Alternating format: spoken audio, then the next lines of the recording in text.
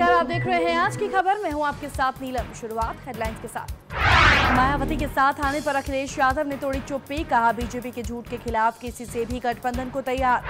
रामपुर में राजरानी एक्सप्रेस के 8 डिब्बे पटरी से उतरे, हादसे में 2 दर्जन से ज्यादा लोग घायल। बीजेपी विधायक संगीत सोम को मिली बड़ी राहत, भड़काऊ वीडियो के मामले में पुलिस ने दिया क्लीन चिट। बीजेपी सांसद हरिनारायण राजभर की अधिकारी को धमकी, बोले मुझे कुछ कहोगे तो तुम्हारी चमड़ी उधेड़ दूंगा। और आगरा में प्रताड़ना से तंग आकर बहू ने की सास तेवर की पिटाई, बीजेपी नेता ने दिया पीड़िता का साथ। शुरुआत करते हैं आज की खबर की। यूपी विधानसभा चुनाव में सपा और बीएसपी को मिली करारी शिकस्त के बाद कड़वी पुरानी यादों को भुलाकर दोनों ही दल साथ आने की तैयारी कर रहे हैं। शनिवार को सपा सदस्यता अभियान के तहत अखिलेश यादव ने कहा कि बीजेपी के झूठ के खिलाफ वो किसी भी दल के साथ गठबंधन को तैयार हैं। इसके साथ साथ अखिलेश यादव ने ईवीएम पर भी कुछ सवाल खड़े किए। देखिए रिपोर्ट। प्रदेश के पूर्व मुख्यमंत्री अखिलेश यादव ने लखनऊ के सपा कार्यालय में पार्टी के सदस्यता अभियान के बाद प्रेस कॉन्फ्रेंस को संबोधित किया, जहां उन्होंने कहा कि प्रदेश में जहां जहां संगठन है वहां सदस्यता अभियान चलाया जाएगा।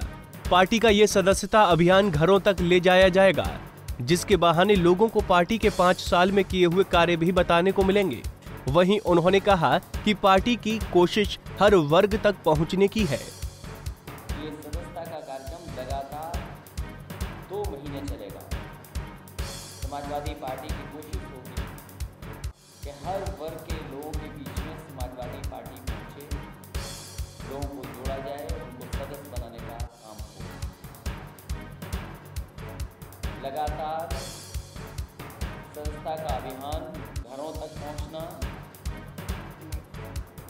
घरों तक जाना, वहीं जो और वर्ग के लोग हैं उनके बीच में भी पहुंचना। सदस्यता के बहाने जहाँ सदस्य बनाने का मौका मिलेगा, वहीं समाजवादी पार्टी के सिद्धांत, कार्यक्रम और पिछले 5 साल में जो कार्य किए थे जनता के हित में, उनको बताने का भी मौका मिलेगा। वहीं इस मौके पर उन्होंने गठबंधन पर बोलते हुए कहा कि झूठ के खिलाफ हम किसी से भी गठबंधन करने को तैयार हैं। देखिए, मैं तो ये कहूँगा, झूठ के खिलाफ जिस तरह का झूठ देश में फैलाया जा रहा है, जिस तरीके से उत्तर प्रदेश की धोखे में सरकार बना ली, कोई न कोई इस तरह का रास्ता खुलना चाहिए राजनीतिक, और बड़ा चाहे हो, कोई न कोई ऐसा गठबंधन हो, रास्ता निकले। हम तो हर एक का स्वागत करने वाले लोग। हमने पहले भी स्वागत किया था, तब भी बहुत बड़ी खबर निकली थी कि परिणाम उस समय नहीं आया था, तब भी बड़ी खबर निकल गई थी, तो अभी क्या है। प्रेस वार्ता में अखिलेश यादव ने ईवीएम मशीन पर सवाल उठाते हुए कहा कि बहराइच में पहली बार ये शिकायत सामने आई थी जब ईवीएम मशीन का बटन दबाने पर बीजेपी की पर्ची निकली। हालांकि ईवीएम पे भी सवाल उठ रहे हैं। जब बहराइच में पहली बार ये बात आई थी कि ईवीएम पे जब बटन दबाया गया तो वो भारतीय जनता पार्टी का बोर्ड निकला, उस समय शिकायत हुई थी, मशीन बदली गई थी। ऐसे उत्तर प्रदेश के चुनाव में कई बार और कई जगह पर मशीनें बदली भी हैं। ये जानकारी के बाहर भी है कि कोई भी पोलिंग एजेंट अंदर नहीं रह पाया। वहीं अखिलेश यादव ने कानून व्यवस्था पर सवाल उठाते हुए कहा कि प्रदेश में पुलिस की पिटाई हो रही है और ऐसी कौन सी घटना है जो प्रदेश में नहीं घट रही। तो अभी तो कानून व्यवस्था के सवाल पर आप देख ही रहे हो, जिंदा गाड़ी में जला दिए जा रहे हैं। यही काम समाजवादियों की सरकार में होता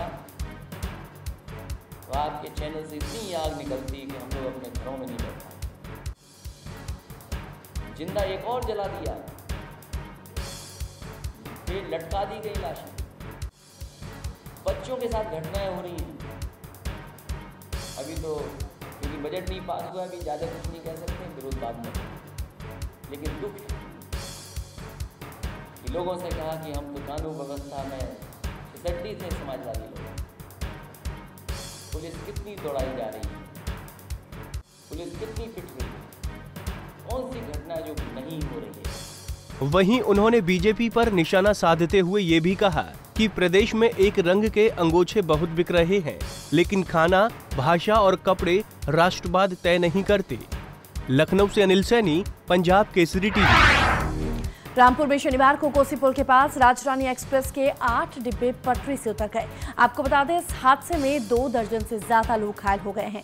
इस पूरे घटनाक्रम के बाद मुख्यमंत्री योगी आदित्यनाथ ने घायलों को मुआवजा देने का ऐलान कर दिया है। यूपी के रामपुर में आज सुबह ट्रेन हादसा होने से हड़कंप मच गया। मेरठ से लखनऊ जा रही राज्य रानी एक्सप्रेस के 8 डिब्बे रामपुर के कोसी पुल के पास पटरी से उतर गए। इस दर्दनाक हादसे में 15 लोग घायल हो गए। आनन फानन में घायल यात्रियों को बाहर निकालकर अस्पताल में भर्ती करवाया गया। आपको बता दें कि मेरठ से राज्य रानी एक्सप्रेस सुबह करीब 5 बजे रवाना हुई थी और रामपुर से करीब 4 किलोमीटर पहले अचानक ट्रेन में झटके लगे और डिब्बे पटरी से उतरकर पलट गए। अराउंड 4-5 तो पूरे पलटे हुए हैं, कुछ ही बचे हैं जो नहीं पलटे और बस ये लास्ट के 2 हैं वो हैं जो सेफ हैं, मतलब थोड़े ज्यादा पलटे नहीं। ये ट्रेन कहाँ से कहाँ जा रही है? ये मेरठ से लखनऊ। इस दर्दनाक हादसे के बाद सीएम योगी आदित्यनाथ ने खेद जताया है और घायलों को मुआवजे की घोषणा भी की। वहीं रेल मंत्री सुरेश प्रभु ने हादसे की जांच के आदेश दिए हैं। रामपुर से शोभित शर्मा और मुजम्मिल दानिश, पंजाब केसरी टीवी। विवादित बयानों की वजह से सुर्खियों में रहने वाले बीजेपी विधायक संगीत सोम को पुलिस से बड़ी राहत मिली है। आपको बताते, पुलिस ने भड़काऊ वीडियो के मामले में संगीत सोम को क्लीन चिट दे दी है। देखिए रिपोर्ट। पश्चिमी उत्तर प्रदेश के तेज तर्रार नेताओं में शुमार होने वाले संगीत सोम के लिए राहत भरी खबर है। जी हां, अपने विवादित बयानों के लिए मशहूर रहे संगीत सोम को पुलिस ने क्लीन चिट दे दी है। दरअसल साल 2013 में संगीत सोम पर फेसबुक पर एक भड़काऊ वीडियो शेयर करने का आरोप लगा था, लेकिन पुलिस ने इस मामले की जांच की तो संगीत सोम के खिलाफ कोई ठोस सबूत नहीं मिल पाया। यही वजह है कि इस मामले में सोम को क्लीन चिट दे दी गई है। पुलिस ने सीजीएम कोर्ट में रिपोर्ट पेश कर दी है। एसएसपी बबलू कुमार ने कहा कि साक्ष्य के अभाव में संगीत सोम को क्लीन चिट दिया गया है। किस मामले में देखिए, प्रकरण फेसबुक पर वीडियो वायरल होने का था। दरअसल इस वीडियो की वजह से पश्चिम उत्तर प्रदेश में तनाव भड़क उठा था। अब इस मामले पर संगीत सोम को क्लीन चिट मिलने से उनकी सियासत चमक सकती है और योगी मंत्रिमंडल में भी वो जगह भी पा सकते हैं। पंजाब केसरी टीवी के लिए मुजफ्फरनगर से फल कुमार की रिपोर्ट। प्रदेश में सत्ता परिवर्तन होते ही बीजेपी नेताओं की दबंगई के कई मामले सामने आए हैं। ऐसा ही एक मामला मऊ में भी देखने को मिला, जहां पर बीजेपी सांसद हरिनारायण राजभर ने एक अधिकारी को खुले में धमकी दी। देखिए रिपोर्ट। प्रदेश में सरकार बनने से पहले बीजेपी नेता सपा नेताओं पर अधिकारियों से दबंगई का आरोप लगाते थे, लेकिन प्रदेश में बीजेपी की सरकार आने के बाद तो जैसे बीजेपी नेताओं की जुबान शिष्टाचार की सारी मर्यादाएं लांघती नजर आ रही है। आपको बता दें कि मऊ में जिला निगरानी समिति की बैठक में पीडब्ल्यूडी के अधिशासी अभियंता ने बीजेपी सांसद हरिनारायण राजभर के नामित किए हुए सदस्य पर भ्रष्टाचार का आरोप लगा दिया, जिसके बाद बीजेपी सांसद इतना भड़क उठे कि भरी बैठक में पीडब्ल्यूडी अधिकारियों को चमड़ी उधेड़ देने की धमकी दे डाली। तो सर, हमने कुछ कहा है? नहीं, हमको क्या कहोगे? क्यों कहेंगे? हमको कहोगे चमड़ी उधाड़ देंगे? मैं कह रहा हूँ कि नहीं, हम कह रहे हैं कि क्या इतने हाउस के सुरक्षा और मर्यादा की जिम्मेदारी आप नहीं लेते हैं क्या? हम डीएम हैं, आप डीएम हैं, मैं अध्यक्ष हूँ, मैं जिम्मेदार। सुनो यार, बेकार आपका तो हम लोग